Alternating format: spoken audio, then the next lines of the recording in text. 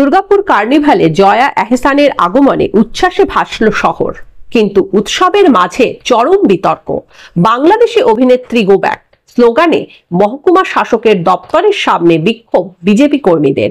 BJP নেতা চন্দ্রশেখর বন্দ্যোপাধ্যায় অভিযোগ তুলেছেন, একজন বিতর্কিত বাংলাদেশি অভিনেত্রীকে এনে প্রশাসন অশান্তি ছড়াচ্ছে। একদিকে উৎসবের উচ্ছ্বাস, অন্যদিকে রাজনৈতিক উত্তেজনা শিল্প শহর দুর্গাপুরে। বিধর্মী বাংলাদেশি অভিনেত্রী জয়া এহসানকে এনে দুর্গাপুরকে অশান্ত করার চক্রান্তের বিরুদ্ধে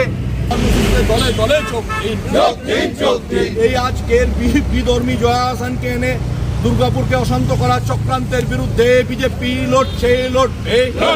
তো মন থেকে ইচ্ছা ছিল ভারতীয় জনতা পার্টির কর্মীদের বিজয়া শুভেচ্ছা জানাতে আসবো মহকুমা শাসক, কিন্তু মহকুমা শাসক যে কাজ করেছেন, শুভেচ্ছা জানানো তো দূরের কথা, আমরা মহকুমা শাসকের পদত্যাগ দাবি করছি।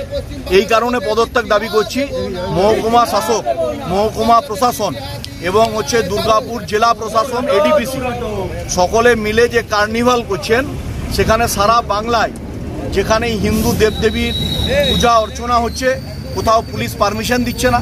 পারমিশন দিলে সেখানে আজানের সময় ফতোয়া দিচ্ছেন এই রাজ্যের নির্বাচিত জনপ্রতিনিধিরা যে আজানের সময় মাইক বন্ধ রাখতে হবে, এবং হিন্দু দেবদেবীদের মূর্তি ভাঙা হচ্ছে। বাংলাদেশে যে প্রক্রিয়ায় হচ্ছে, পশ্চিমবাংলাতেও এক প্রক্রিয়ায় হচ্ছে। এখানের মুখ্যমন্ত্রী বাংলাকে পশ্চিম বাংলাদেশে পরিণত করতে চাইছে। একজন বিধর্মী বিতর্কিত অভিনেত্রী জয়া এহসানকে এনে দুর্গাপুরের মহকুমা প্রশাসক থেকে প্রশাসক মণ্ডলীর সদস্যরা এই বার্তাই দিতে যাচ্ছেন যে তারা শান্ত দুর্গাপুরকে থাকতে দেখতে চান না, তারা অশান্তি দেখতে চান। হিন্দুদের উপর যারা আক্রমণ করছে জেহাদি শক্তি, সেই জেহাদি অভিনেত্রী জয়া এহসানের অবিলম্বে ভিসা পাসপোর্ট বাতিল করা হোক। আমরা কেন্দ্রীয় সরকারের কাছ থেকে আজকের এই মানববন্ধন কর্মসূচি থেকে আমরা এই দাবি জানাচ্ছি।